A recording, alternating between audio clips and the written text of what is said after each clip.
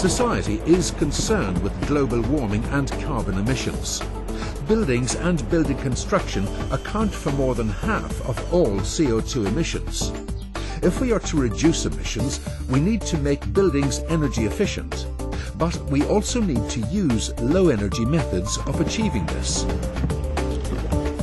Natural materials not only help to make buildings energy efficient, but also they can make buildings healthier and function better. Natural materials generally have a much lower carbon footprint than conventional building materials. Most conventional materials consume a great deal of fossil fuel energy to produce and therefore contribute to CO2 emissions.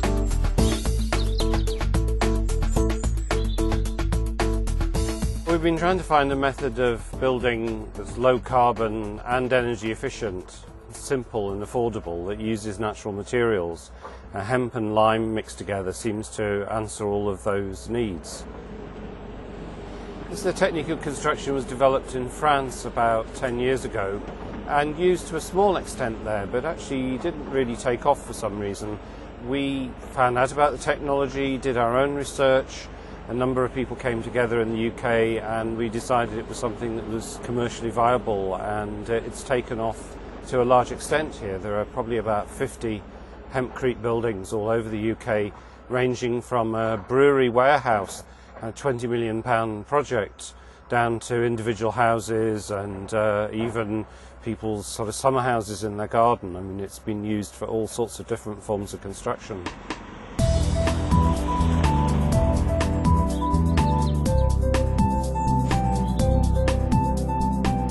Well, this building, apart from the fact that it's a small house that's for my father to live in, it's a demonstration of this technique so that we can prove that it works, we can show it to other people and to other architects, other professionals and builders, so that if you want to convince them of the technique, they can actually come along and have a look at it and see it in the flesh.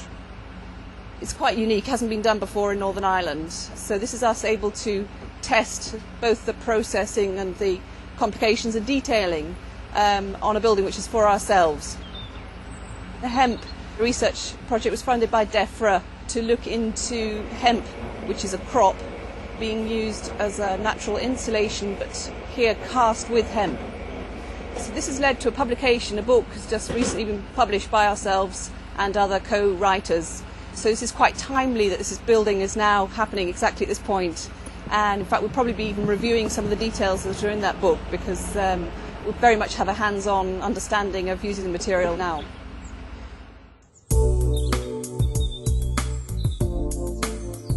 We started the superstructure, that's the work above ground, 4 months ago.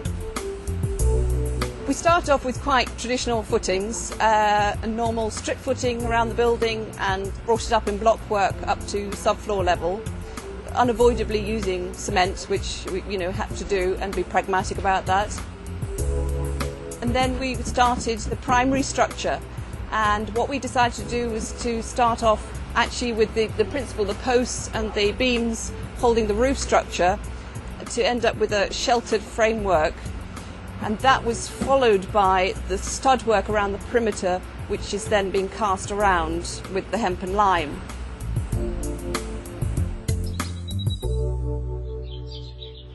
The hemp needs a sort of rethinking in terms of what we call traditional building construction, because we've been using a cavity block construction for the last century really, and a lot of plastics in buildings. So this is a monolithic construction, and the insulation properties of the hemp are both that it's a good insulant but also has thermal mass. Monolithic means that it's one material right through. It does have a stud wall buried in the middle of it, but it isn't layers of separate materials. So even timber frame construction, which is favoured by a lot of people who are trying to improve insulation, has too many layers and too many different processes, and that's what we're trying to reduce. This is the primary structure carrying the roof load. That's Douglas fir, locally sourced, and that was constructed at the beginning of the process. Here you can see the tail end of the shuttering, which is yet to be removed, and this section it has been taken away. This is cast just a few days ago and still soft to the touch but firm. You can see it's solid enough. This is the stud wall that's sitting in the middle of that 300 thick lime casting, so that's permanent with some noggings, cross noggings for stiffness. And here we're back to a section that's not finished being cast yet. This is the base of the posts here with a rigid fixing, so we got rigidity in the whole building frame from the start, sitting on its own padstone and the subfloor level there below. This is the radon barrier coming up tucked into the DPC, and we have the electrics that we had to put this ducting in ahead of the hemp being cast. Here we have one of the electric sockets which we've cast into the wall because it wouldn't be practical to try and chase this material, so you've got to cast them in at the time. And then here we've got the window reveal, which is lined with the Heraclith board, which is a permanent shutter, and that would stay in place.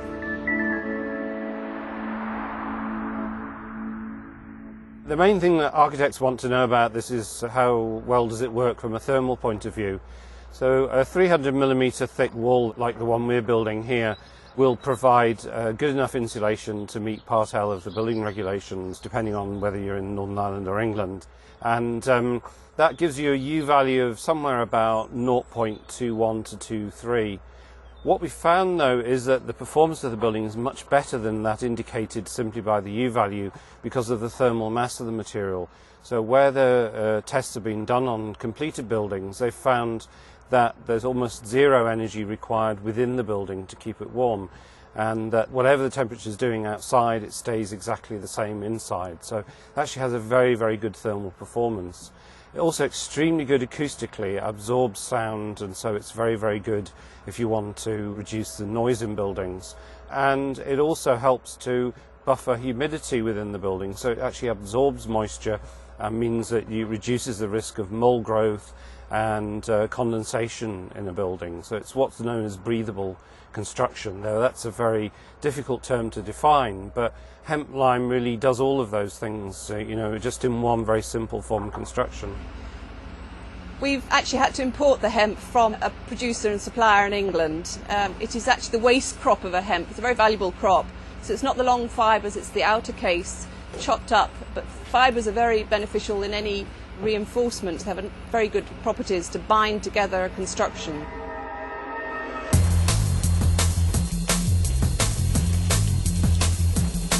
Once on site, we take the big bales of hemp, 2 bales of those to 4 bags of the proprietary lime mix made by Tradical. They are first dry mixed in a pan mixer, which is not the normal cement mixer, much bigger and horizontal. They're mixed dry and then the controlled amount of water added. And what we end up with is a dry, crumbly mix, similar to apple crumble topping, so it's not sloppy. It's dropped into the chuttering and then tamped with not too much pressure, because we're trying to keep some air pockets for the insulation benefit. The shuttering can be lifted within, say, a 12-hour period to a raised position. So we haven't had to shutter the whole building and pour the whole building. In fact, we have to do it in controlled height so we can reach to do the tamping.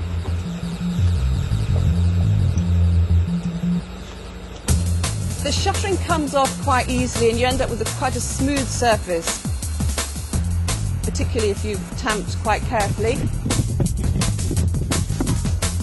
It still feels soft to touch. You could put your thumb in it and would be prone to damage if people were careless with it, but actually is self-supporting. In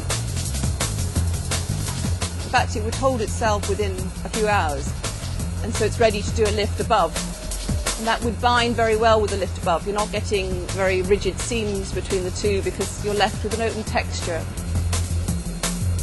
Texture materials bind well to each other.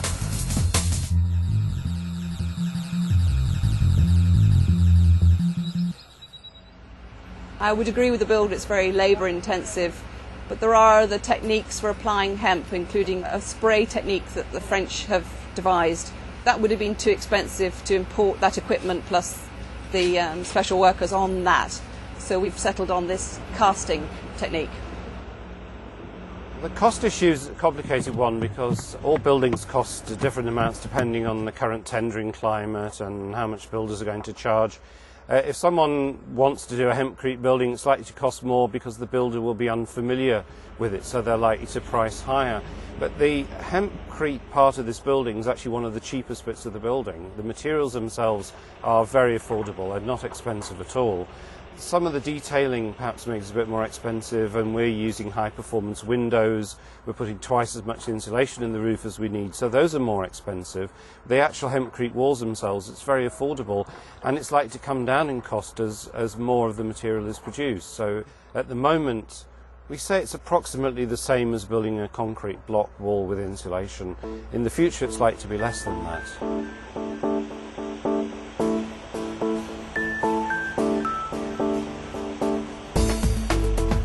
This is a first for building control in this area, although I think there's more familiarity and there is some approvals in the bag, so to speak, in England. It's very unusual. They have approved the drawings without problems, and there are some assurances in terms of the research backing of performance and U values and integrity. Personally, I think it'd be a very nice job. I think I don't know if it's going back to the old way of building, but it's certainly more interested in building blocks and mortar. Well, we think this is the best solution for building low energy houses in the future. So we've worked out how much hemp we would need to build 200,000 houses in the UK. And surprisingly, it only needs about 10% of all the set-aside land in England to grow the hemp to do that. And hemp's also being grown in Ireland now. There's 2 companies talking about setting up processing plants. So we think it's going to become the building material of the future.